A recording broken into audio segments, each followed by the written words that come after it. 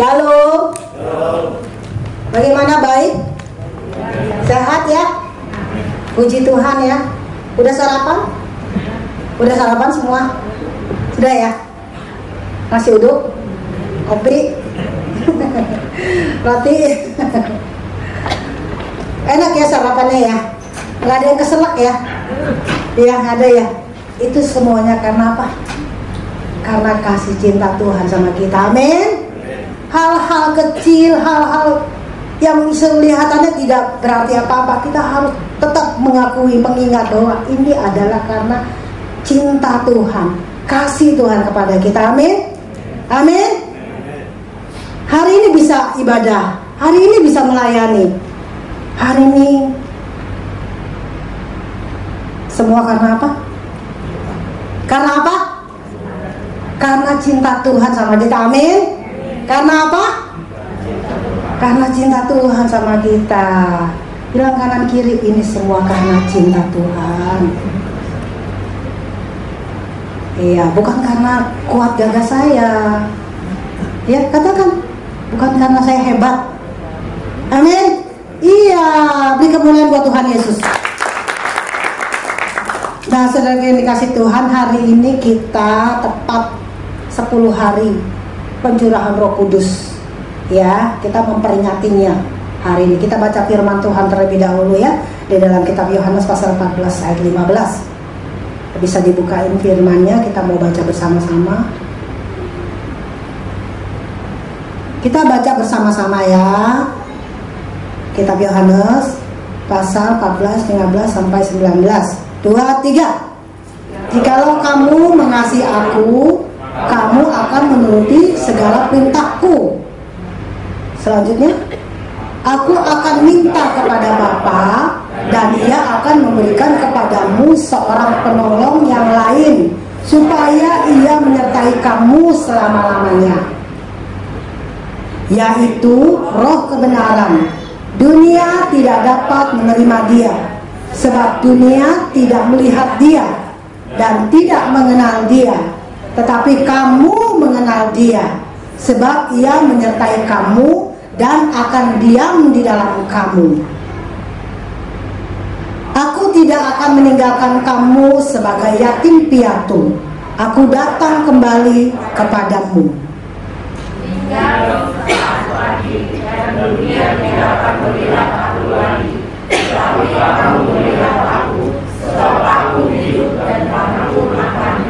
Amin. Ya, puji Tuhan. Dikatakan di dalam firman Tuhan ini, jikalau kamu, kita mengasihi Tuhan, jikalau kamu mengasihi aku, di dalam ayat yang pertama, coba tadi yang ke-15, ayat yang ke-15. Jikalau kamu, kata Tuhan ya, karena jikalau kamu mengasihi aku, akunya kan huruf besar Tuhan ya, kamunya kita nih, kamu akan menuruti segala perintahku, kata Tuhan, menuruti segala perintahku.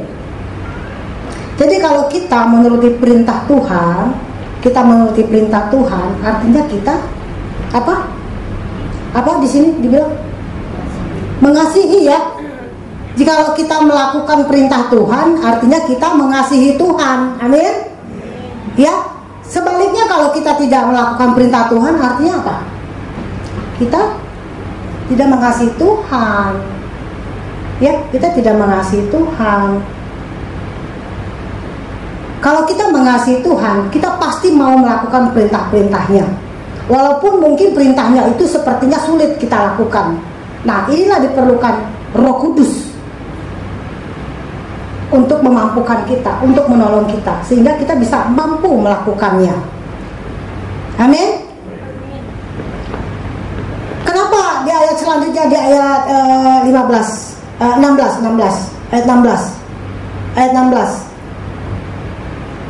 Aku akan minta kepada Bapa, dan Ia akan memberikan kepadamu seorang penolong yang lain. Tuhan tahu, Tuhan itu melihat karakter kita, kemampuan kita. Kita tidak akan mungkin bisa melakukan perintahnya. Kita tidak akan mungkin sanggup mengasihi Tuhan, mencintai Tuhan, Makanya Tuhan bilang di ayat 16 ini, aku akan minta kepada Bapa dan ia akan memberikan kepadamu seorang penolong yang lain. Karena apa? Karena Tuhan Yesus kan mau naik ke surga. Jadi seorang penolong yang lain, sehingga kita mampu tuh untuk melakukan apa? Perintahnya. Sehingga kita mampu tuh untuk melakukan apa? Mengasihi Tuhan. Ya, betapa Tuhan sangat memperhatikan kita loh. Sampai-sampai dia mau naik ke surga aja, sebelum dia naik, dia berjanji akan memberikan roh yang penolong yang lain, yaitu Roh Kudus yang diberikan kepada kita. Untuk apa? Untuk menyertai kita. Di ayat selanjutnya, coba di ayat selanjutnya, yaitu roh kebenaran, ya, yaitu roh kebenaran. Roh kebenaran itu Roh Kudus. Roh kebenaran itu Roh Allah. Jadi jangan bilang itu kan Roh Kudus, bukan Tuhan Yesus. Enggak, sama aja, ya. Roh Allah, Roh Kudus, Tuhan Yesus itu sama. Ya kan, kemarin udah menerima pengajarannya kan dari khotbahnya pendeta muda Christian Totaner, ya. Roh Allah itu Tritunggal gitu, ya. Jadi itu semuanya sama gitu, ya. Satu, tiga dalam satu. Roh kebenaran yang menyertai kita, membimbing kita, memimpin kita, mengingatkan kita akan ajaran-ajaran yang sudah kita terima dari Tuhan Yesus. Saat itu, ya, murid-muridnya kan waktu Tuhan Yesus belum naik ke surga kan Tuhan Yesus yang mengajar tuh, ya kan. Nah, Roh Kudus ini juga yang mengingatkan gitu, bahwa ajaran-ajaran Tuhan Yesus itu harus kita lakukan. Dan seperti apa? Dan selanjutnya dikatakan, dan ia akan diam di dalam kamu, diam di dalam kita. Roh Kudus itu diam di dalam kita, saudara kekasih Tuhan. Bukan hanya sementara, tapi menetap selama-lamanya, permanen. Semua orang-orang yang percaya sama Tuhan, semua orang-orang Kristen, semuanya udah ada Roh Kudusnya, ya. Jangan bilang, oh dia mah belum bisa bahasa roh, gak ada Roh Kudusnya. Salah. Semuanya orang bisa datang kepada Tuhan, bisa menyebut bahwa Yesus itu Tuhan Juru Selamat, itu udah ada Roh Kudusnya. Amin, amin. Jadi jangan ini ya, jangan minder atau jangan ceng-cengan. Apa lu Roh Kudus? Lu perbuatannya aja lu nggak bener, Roh Kudus ngomong-ngomong bahasa roh lagi. Kadang-kadang tuh jadi bahan-bahan apa ya yang kurang baik begitu ya, gara-gara ya salah pengertian gitu. Karena kita semuanya sudah ada Roh Kudusnya. Siapapun yang datang kepada Tuhan Yesus itu dipimpin oleh Roh Kudus di tempat ini maupun di tempat lain, ya, yang melakukan kebenaran. Amin. Jadi Tuhan itu sangat-sangat memperhatikan dan dia sangat mengerti, mengenal karakter kita. Dan hari ini adalah hari ke-10 di mana Tuhan Yesus menggenapi bahwa ia akan memberikan roh penolong, Roh Kudus itu. Waktu murid-muridnya di Yerusalem, Tuhan bilang jangan kemana-mana, tunggu. Nah, Tuhan 10 hari setelah dia naik ke surga, dia mencurahkan rohnya yang kudus. Sehingga murid-muridnya di situ tanda dipenuhi oleh Roh Kudus, dicurahkan Roh Kudus itu ada berbahasa roh, ya, berbahasa lidah, ada brosolali, ada senolali, ya. Jadi kalau orang berbrosolali itu membangun iman sendiri. Kenapa sih? Nggak usah pakai bahasa roh lah, nggak ngerti. Itu sedang membangun diri orang itu sendiri. Jadi kita nggak boleh mencegah orang itu berbahasa roh. Jadi kalau kita berbahasa roh itu membangun kita, iman kita. Kalau senolali itu membangun, atau bahasa lainnya membangun jemaat, ya. Ya, itu senolali bahasa asing. Misalkan saya nih, saya nggak bisa bahasa Mandarin, tapi saya disuruh Tuhan pelayanan di China sana. Tiba-tiba saat itu saya bisa berbahasa Mandarin dengan fasih, dan orang-orang China di sana dia bisa mengerti gitu. Oh ya, akhirnya mereka dijamah Tuhan. Itu senolali, saudara yang kasih Tuhan. Nah, betapa pentingnya Roh Kudus dalam hidup kita. Betapa berharganya Roh Kudus dalam hidup kita. Betapa sangat-sangat berarti sekali Roh Kudus itu bagi kita, di mana kita bisa menjalani iman kita di dalam perjalanan hidup kita ini. Kalau tanpa Roh Kudus tidak bisa. Tanpa Roh Kudus tidak bisa. Dan setelah Tuhan naik ke surga, dia juga berjanji akan datang kembali yang kedua kali. Untuk apa? Untuk menjemput kita. Kita baca dulu firman Tuhannya di dalam kitab Yohanes pasal 14. Dibuka. ayat 3. Udah ya, nih. Ayo baca, 1, 2, 3. Dan apabila aku telah pergi ke situ dan telah menyediakan tempat bagimu, aku akan datang kembali dan membawa kamu ke tempatku, supaya tempat di mana aku berada, kamu pun berada. Waduh, luar biasa sekali Tuhan ya. So sweet, maunya bersama-sama terus sama kita. Ya, Tuhan udah pergi ke surga nyediain tempat. Tuhan bilang supaya di mana tempatku, supaya di mana aku berada, kita pun berada bersama-sama Dia. Digenapi nggak? Pasti digenapi. Ya, amin. Waktu nubuatan tentang kelahiran Yesus digenapi, Yesus lahir. Kematiannya digenapi, Yesus mati. Kebangkitannya digenapi, Yesus bangkit. Kenaikannya ke surga dan diberikan Roh Penolong, itu juga digenapi, dinyatakan. Dan nanti Ia akan datang yang kedua kali untuk menjemput kita, membawa kita ke rumahnya. Itu firman Tuhan yang bilang, bukan kata Ibu Erna. Ya,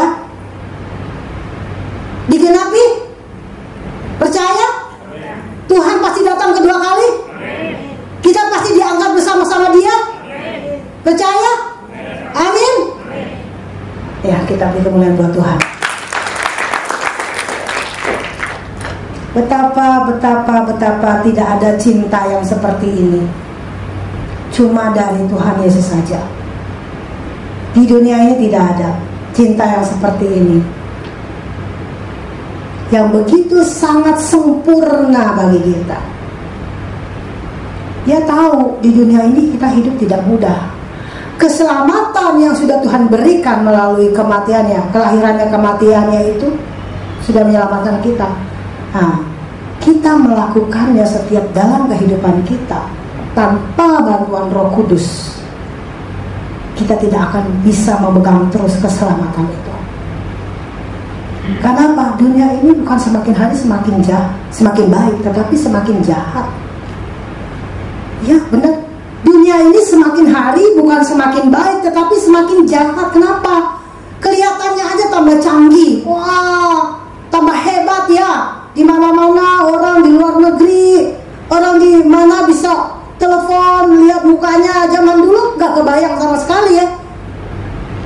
Kalau mau telepon aja mesti jalan berapa meter, berapa kilometer, nggak sampai kilo ya, berapa dong. Berapa ratus meter cari telepon umum. Kadang-kadang udah capek ke sana, mau teleponnya rusak, nggak bisa telepon. Tapi sekarang coba lihat, tapi itu juga kejahatan sudah semakin hari semakin luar biasa.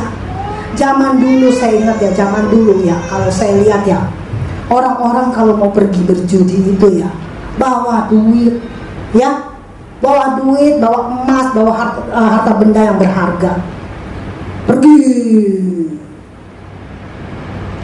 Zaman sekarang nggak usah susah-susah, di rumah, di dalam toilet bisa. Diam, tahu-taunya puluhan juta habis. Tahu-taunya ratusan juta, 1 M, berapa M habis untuk berjudi, saudara yang kasih Tuhan.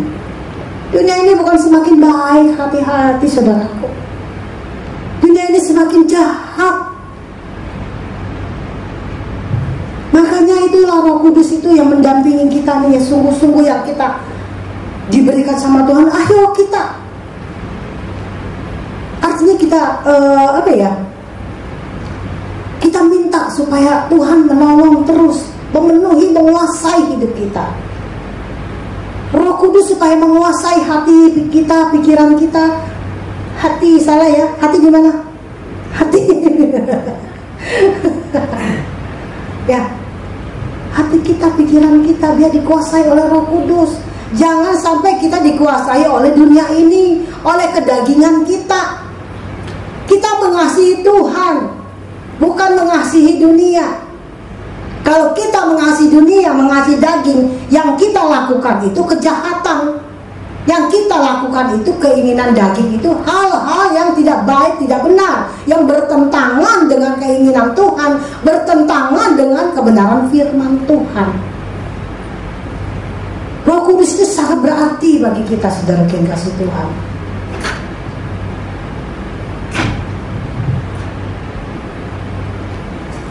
Ada Roh Kudus dalam hidupmu? Amin. Ada Roh Kudus? Amin. Yakin?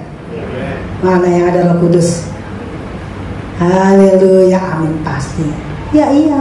Cuma tinggal bagaimana kita mau nggak dipenuhi oleh Roh Kudus, atau setengah-setengah.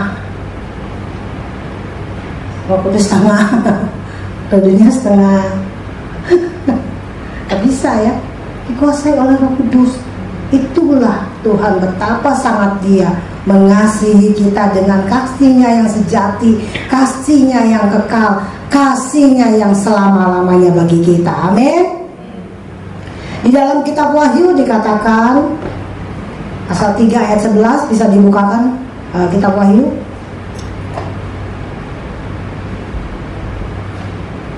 Ya, ayo baca. 2, 3. Aku datang segera. Peganglah apa yang ada padamu, supaya tidak seorang pun mengambil mahkotamu. Terus, barang siapa menang, dia akan menjadikan suatu di dalam eksekusi Allah, dan dia tidak akan keluar dari situ. Dan padanya akan kutuliskan nama baru, nama kota Allahku, yaitu Yerusalem baru, yang turun dari surga dari Allahku, dan nama yang baru. Selanjutnya,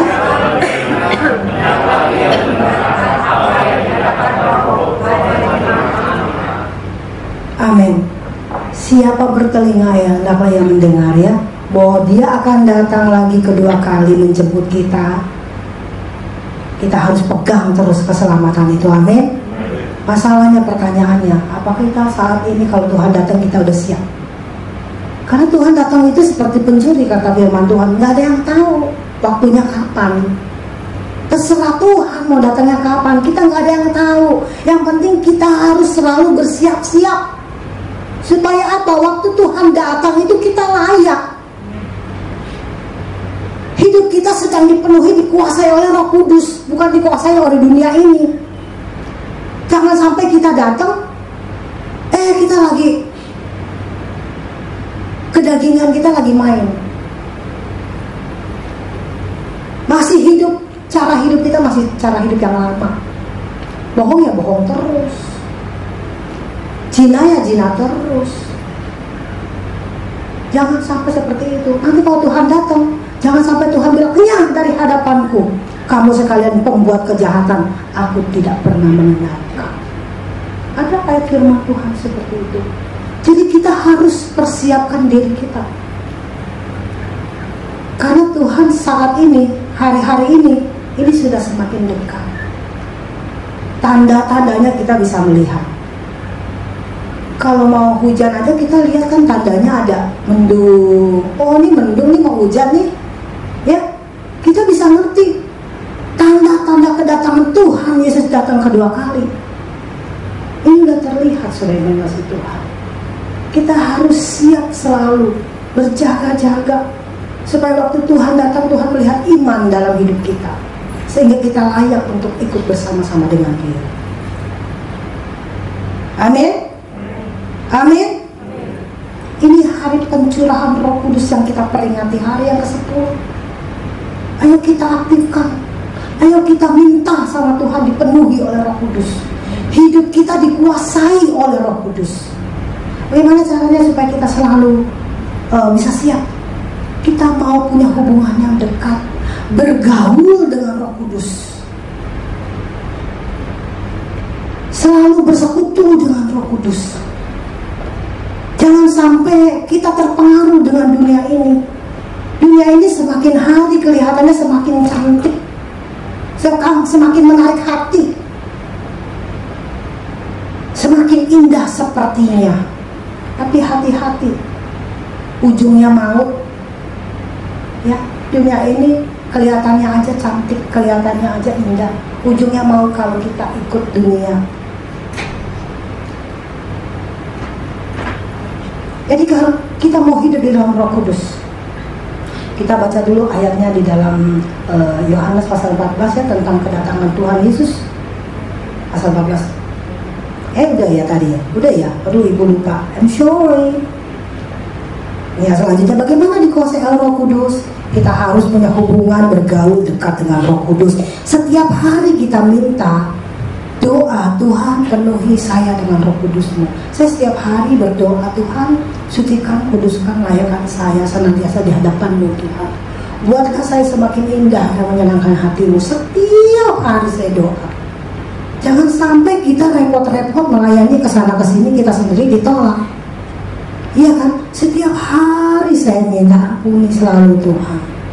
Jadikan saya menjadi terang terang dan berkat. Nama Tuhan dimuliakan. Setiap hari saya minta, setiap hari saya doa itu. Karena daging kita ini lemah. Ya, roh kita memang penurut, tapi daging kita lemah. Maka dari itulah kita selalu harus berdoa minta Roh Kudus supaya menguasai hati kita, pikiran kita, jiwa kita, kehidupan kita seluruhnya dikuasai oleh Roh Kudus. Saudara kasih Tuhan, barulah kita bisa menjalani iman kita dalam kehidupan ini sampai Tuhan datang kedua kali. Tuhan melihat, ini dia anakku, mari anakku. Amin ya. Saya mau bersaksi saudara yang kasih Tuhan. Ini saya lagi mau bersaksi begini loh. Bagaimana dikuasai oleh Roh Kudus. Tapi sebenarnya banyak ya, cuma saya ambil dulu tuh waktu 2000 tahun lalu ya, apa 200 tahun lalu lah, udah lama banget. Waktu Pak Gembala itu belum mengembalakan ya, itu namanya orang masih belum bertobat. Masih belum bertobat, suka main judi saudara yang kasih Tuhan ya, main judi di kasino. Makanya saya bilang orang main judi itu zaman dulu mah pergi bawa duit. Kalau sekarang judi di rumah aja bisa, di mana aja bisa. Totalnya habis aja tuh rumah, habis aja tuh ratusan juta, habis aja tuh puluhan juta. Kok nggak kelihatan dia perginya di rumah dimanapun, di kantor bisa ya. Ini dunia ini memang jahat. Jadi waktu itu Pak Ancin tuh dulu kan suka main judi ya, waktu belum bertobat ya. Nah selalu kan bilang katanya ada pekerjaannya tuh servis komputer di daerah mana gitu. Ini misi dalam hatiku ini loh untuk dipakai Tuhan sebagai penolong ya. Nah, istri itu kan penolong, istri itu penolong bagi suami ya. Jadi Tuhan sebenarnya suami saya itu kemana? Saya berdoa, saya berbahasa roh, Tuhan pimpin saya. Tuhan pimpin saya nggak pernah naik motor, tapi nggak pernah naik motor, naik ojek maksudnya gitu ya. Nggak pernah naik ojek karena nggak boleh kan, selalu dilarang, nggak boleh naik ojek. Kalau naik ojek ya tukang ojek yang harus bayar kamu, bukan kamu yang bayar tukang ojek, itu katanya. Saking cintanya ya. Jadi saya waktu itu setelah saya berdoa, saya naik ojek. Saya nggak tahu di mana tempatnya, tempat perjudian itu saya nggak tahu. Tuhan pimpin saya terus naik ke daerah A begitu kan. Udah ke daerah A gitu saya bingung di mana tempatnya, saya nggak tahu. Ya kan, Tuhan di mana suami saya Tuhan. Saya terus berbahasa roh. Di mana suami saya Tuhan. Akhirnya saya naik ke lantai berapa ya, 19 atau 15 ya, nggak ada apa-apa. Kosong, gelap begitu kan. Udah saya turun lagi dah, kata anak muda situ, mau kemana? Bu, di atas nggak ada apa-apa. Oh iya. Begitu saya turun dari lift, saya lihat ada cinci setengah baya begitu, pakai tas begini ya, tas begini 2 orang. Tuhan bilang, ikutin itu. Jadi begitu saya buka lift, pintu lift terbuka, saya matanya langsung dituju sama 2 orang wanita itu ya. Kata Tuhan ikuti. Jadi waktu saya jalan, wanita itu dari sana ke situ, saya ikutin di belakangnya. Tapi mereka nggak tahu kalau saya ikutin. Saya ikutin di belakangnya. Dia masuk ke satu tempat. Di dalam itu banyak patung-patung ya, patung-patung gemuk-gemuk, gendut-gendut gitu. Apa sih patung apa nggak ngerti lah. banyak asap tempat apa itu sio gitu ya, hiu. Pedih mata saya bilang ini tempat apa ya. Di depan situ tuh ada yang jaga tuh kayak satpam kali gitu ya, pakai baju apa namanya, safari, pakai baju safari, kumisnya lebat begitu kan. Kalau saya nggak ikutin orang itu dua itu cincin itu, saya nggak bisa masuk. Pasti saya bertanya di mana ya tempat judi, tapi kan saya malu dong kalau nanya, emang saya mau pergi judi, ya kan? Jadi saya kalau nggak ikutin cincin itu, saya pasti nggak bisa masuk. Jadi cincin itu masuk, saya ikut masuk. Cincin itu naik ke lantai 2, saya ikut naik ke lantai 2. Nah di lantai 2 itu baru saya lihat tempat perjudiannya, begitu banyak sekali, macam-macamnya gitu. Saya masuk, saya tambah deg-degan, saya terus bahasa masuk ke dalam begini begitu. Tuhan, di mana suami saya? Saya bilang, di mana suami saya Tuhan? Saya lihat suami saya lagi begini, berdiri, melihat itu, rolet. Begitu saya lihat suami saya di situ, saya deketin, saya pet-petin. Dia enggak, tetap aja dia begini. Saya pepetin lagi, apa sih dia? kayak disambut geledek katanya. Tiba-tiba saya ada di situ gitu kan. Nah karena ini misinya Tuhan, ya ini misinya Tuhan, bukan karena kegeraman saya. Bohong lu ya, gimana lu dasar lu ya laki-laki yang membohong ini, enggak seperti itu. Karena ini misinya Tuhan. Misinya Tuhan itu misi penyelamatan. Bukannya kita harus marah-marah di situ. Jadi, kamu Tri, apa sih? Saya dipanggilnya Tri, karena saya dikasih nama Putri. Katanya saya dulu masih muda, wajahnya kayak putri. Sekarang kayak putra ya. Kamu Tri katanya. Saya bilang sini Pak, saya juga mau minta. Dalam hati saya nih, emangnya lu doang yang bisa main judi, gue juga bisa. Sini. Saya juga minta nih koinnya, saya mau main. Kamu main nih? Senang loh, saya loh. Nih dikasih. Tapi tahu nggak saudara yang ngasih Tuhan? Makanya saya bilang ini saya dikuasai oleh Roh Kudus. Dalam hati sih kepengen ngebales ya. Emang lu doang yang bisa, gue juga bisa main. Iya kan? Dalam hati. Tapi kalau kita dipimpin Roh Kudus, dikuasai Roh Kudus, begitu mau naruh itu koin, itu Tuhan kasih saya ketakutan yang luar biasa di sini. Takut rasanya di sini nih. Gak berani saya loh taruh itu koin itu ke rolet itu, taruh itu pasang. Gak berani. Gak jadi. Kok gak jadi Tri? Katanya. Saya percaya ini karena Roh Kudus yang menguasai saya. Walaupun saya cuma pura-pura, tetapi kalau saya udah taruh itu koin, itu namanya saya udah ikut berjudi. Benar? Benar? Tapi Tuhan jaga saya. Kalau orang dipenuhi Roh Kudus tidak bisa melakukan hal yang salah, yang jahat, yang tidak baik. Amin.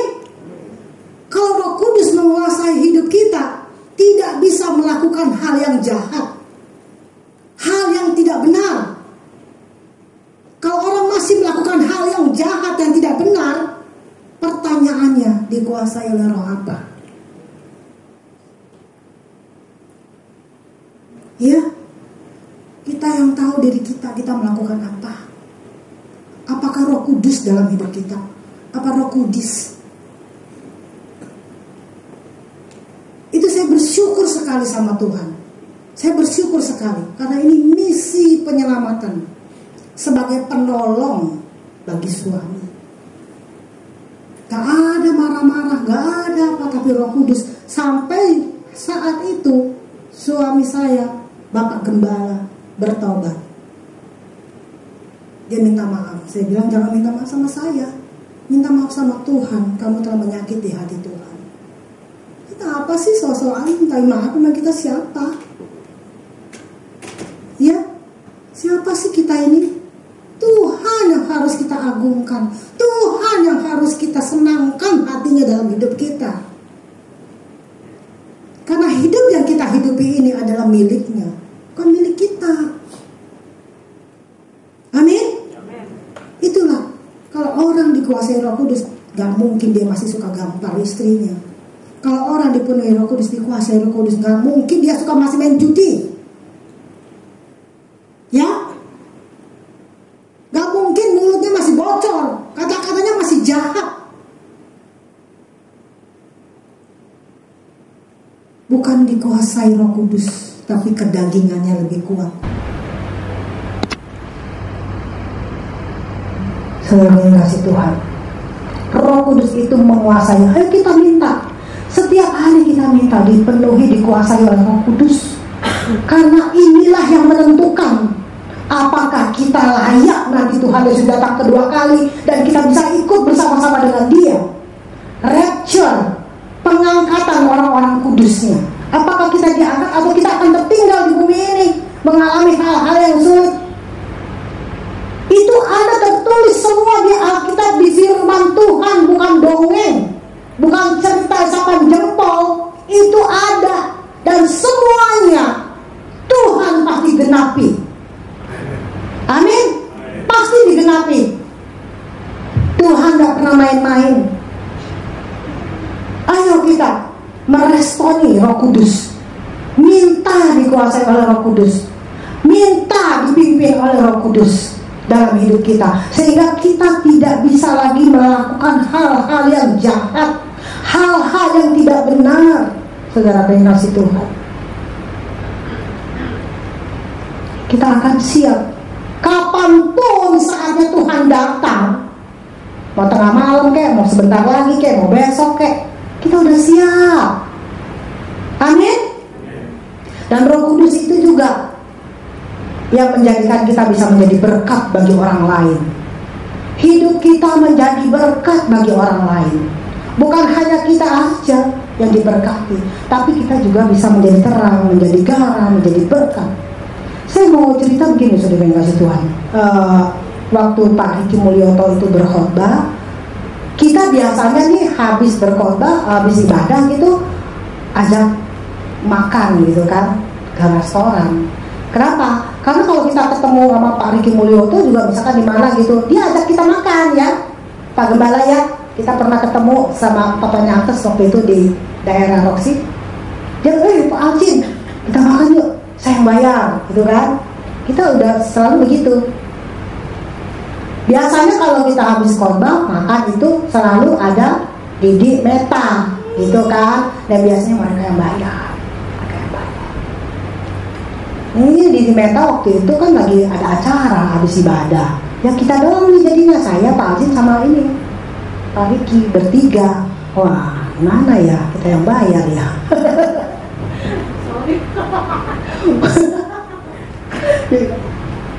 Aduh, gimana ya Tuhan, ada kek jemaat yang tergerak hatinya mau nyukongin kita gitu, terus terang aja gitu ya. Ada kek Tuhan pengurusnya siapa kek gitu yang tergerak tuh, ajakin Pak Riki. Paling nggak kan kita juga akan lebih rame kan, lebih enak gitu ngobrolnya ya kan. Tiba-tiba ada, pas sudah selesai, Bu, Werner mau kemana? Ini Pak mau ajak Pak Riki makan. Ayo saya cokongin Bu. Langsung Tuhan bekerja loh. Langsung saat itu juga Tuhan menunjuk seseorang. Akhirnya kita dibawa pergi makan. Dan Tuhan bilang sama orang itu, saya disuruh Tuhan Bu Erna. Tuhan bilang ajak makan. Itu katanya. Ya Tuhan, saya bilang Tuhan hebat banget sih. Saya belum ngomong, saya cuma dalam hati. Ada kayak entah siapa gitu kan, yang ditunjuk Tuhan, dipercaya Tuhan gitu kan. Langsung Tuhan bekerja. Dan Tuhan bilang sama saya, Bu, beri yang terbaik. Jadi kita makan di restoran yang terbaik. Makan apa? Makan apa? Makan babi. Haleluya, puji Tuhan. Itu Roh Kudus juga menjadikan kita, anak-anak Tuhan ini menjadi berkat. Apalagi buat orang-orang yang membutuhkan, orang-orang yang memang kesusahan, kekurangan. Saya juga pernah tuh diminta sama Tuhan untuk menjadi berkat. Begini loh ceritanya. Waktu di ruko itu, kita belum di sini ya, masih di ruko ibadah. Ada ibadah kedua juga sore. Cuman dulu kalau nggak salah jam 5 ya. Setiap hari saya selalu tuh bawa di dalam tas saya coklat kayak permen kayak snack kayak apa kayak gitu kan. Saya pikir kalau ada anak-anak ke depan nih maju nih, kita lagi penyembahan gitu, lagi puji Tuhan, dia suka maju tuh anak-anak. Saya suka kasih coklat biar mereka makan, duduk gitu, atau apa aja gitu. Tapi tuh ada anak kecil ke depan, saya bilang, aduh, saya cari dulu ya. Gak ada hari itu, saudara yang kasih Tuhan, gak ada coklat, gak ada permen, gak ada apa-apa dalam tas saya. Tapi Tuhan tahu nggak bilang apa? Kasih gelang itu ke si A. Namanya disebut, tapi saya di sini nggak boleh sebut ya. Nih, saya cuma punya gelang satu-satunya dan udah lama nggak dipakai. Itu pun pemberian dari hadiah ulang tahun saya dari anak-anak saya. Waktu itu saya baru pakai kayaknya baru 2 minggu dah. Selama ini saya cuma simpen aja gitu kan. Saya pakai baru 2 minggu kok mau diminta. Baru pakai gitu kan. Tuhan suruh kasih gelang itu ke si A. Si A itu anaknya yang maju ke depan itu. Tuhan, apaan sih ini? Ini kan emas asli, saya bilang, bukan emas. Apalagi mbak. Ini kan emas asli Tuhan, pemberian lagi. Hadiah ulang tahun. Gimana ya, saya bilang, agak-agak bandel-bandel dikit gitu. Tapi setelah ibadah, orang itu yang disebut namanya itu datang ke saya. Dia cerita begini, blablabla. Ya Tuhan, saya udah diam-diam aja, dia di depan muka saya begini. Ya udahlah, saya bilang. Ya udah, Tuhan yang suruh kamu datang ke rumah, nanti saya siapin suratnya. Udah, saya relakan kalau itu punya Tuhan. Semua yang kita punya kan dari Tuhan, milik Tuhan. Kalau Tuhan mau pakai, ya silakan, jangan kita tahan-tahan. Kalau punya Tuhan kok, iya kan? Benar gak? Punya Tuhan kan semua dari Tuhan, berkat Tuhan. Kalau Tuhan mau pakai, kasih. Jangan ditahanin, jangan bandel. Ya, cuma harus segitu gak menyelamatkan. Udah saya kasih.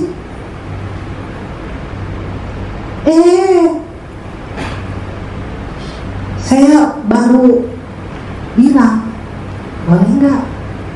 Ini disuruh Tuhan loh. Karena ini kan pemberian anak.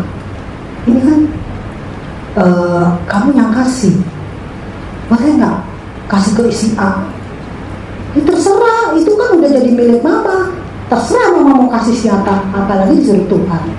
Ayo udah deh. Udah dikasih, besoknya anak saya bawa saya langsung ke pasar beli lagi. Amin. Lebih besar lagi. Hebat tuh Tuhan. Tuhan tuh gak pernah berhutang, saudara yang kasih Tuhan. Besoknya langsung anak saya bawa saya ke pasar beli lagi yang baru, yang lebih besar, yang lebih bagus, saudara yang kasih Tuhan. Amin. Mau dipakai Tuhan jadi berkat? Amin. Mau, yakin? Mau ya? Siapa jawab? Ini gereja. Ini bukan karena kuat gagah kita. Ini juga Tuhan yang buat. Ini karyanya Roh Kudus. Saya pernah merancangkan seperti ini bentuknya, seperti itu, enggak pernah. Dan ini dibangunkan oleh developer. Itulah cara Tuhan. Kita nggak tahu cara Tuhan seperti apa, tapi itulah cara Tuhan untuk gereja ini. Tuhan pakai developer Citra 5 untuk membangun ini. Karena kita kan bukan bos, kita kan bukan orang yang banyak duit. Ini karyanya Tuhan, ini maunya Tuhan. Makanya walaupun ada penghalang segala macam, Tuhan yang hadapin, bukan kita. Kita nggak lemah, kita mah nggak bisa apa-apa. Kita mah beruntung aja gitu. Beruntung dipercaya Tuhan, beruntung diajak Tuhan, ayo sini, ini proyekku, kamu sini ikut. Oh haleluya, terima kasih Tuhan. Beruntung kita mah. Makanya ini punya Tuhan. Selayaknya lah kita peduli, selayaknya lah kita memelihara. Amin. Amin. Apalagi terlebih Tuhan janjinya tidak pernah tidak digenapi. Dia tidak pernah berhutang. Apa yang dia pakai, apa yang dia berikan pada kita, dia mau pakai lagi. Tuhan pasti ganti. Tuhan pasti ganti. Dan keturunan-keturunan kita semuanya menjadi berkat. Keturunan-keturunan kita semuanya menjadi terang, menjadi garam. Jadi kalau Tuhan berbicara, lakukan segera. Disentuh hatimu, lakukan segera. Jangan tahan-tahan. Rugi kalau tahan-tahan. Amin.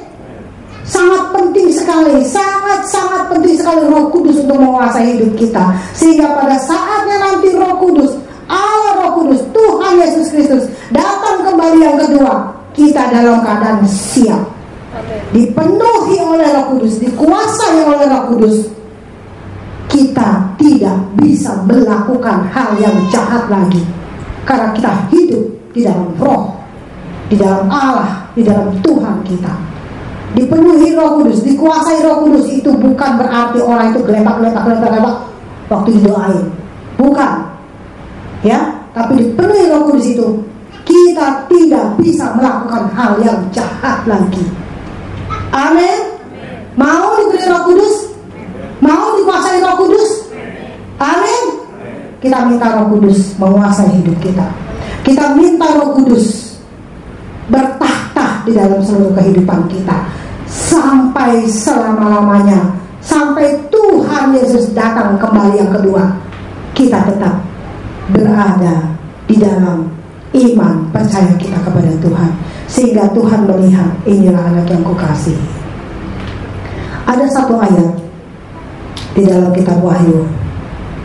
Oh ini udah ya. Oh yang terakhir Amsal. Kitab Amsal.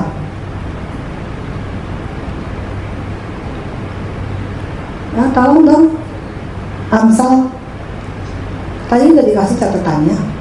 Nah ini dia. Kita baca bersama-sama. 2, 3.